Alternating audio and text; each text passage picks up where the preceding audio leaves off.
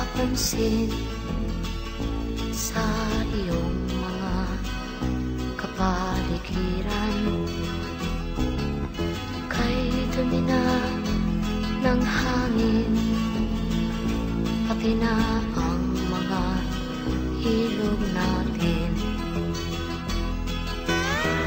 Hindi nga masamang pag-unlad at malayo-layo na rin ang ating narating.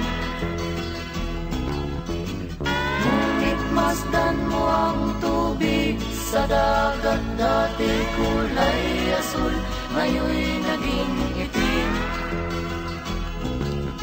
Ang mga duming ating ikinalat sa hangin, sa langit, huwag na nating paabutin.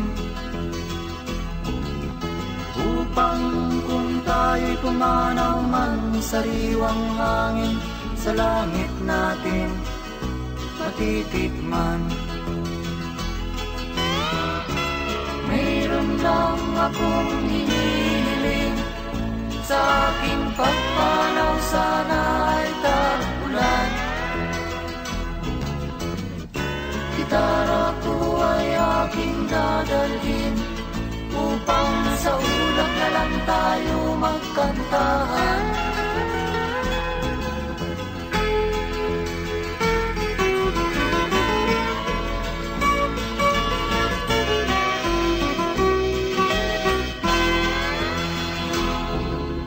Ang mga bata ngayon lang isinilang, may hangin pa kayang matitikman.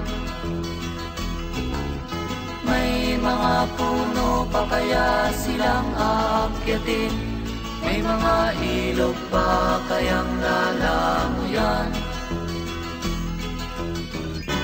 Bakit di natin pag-isipan ang nangyayari sa ating kapaligiran?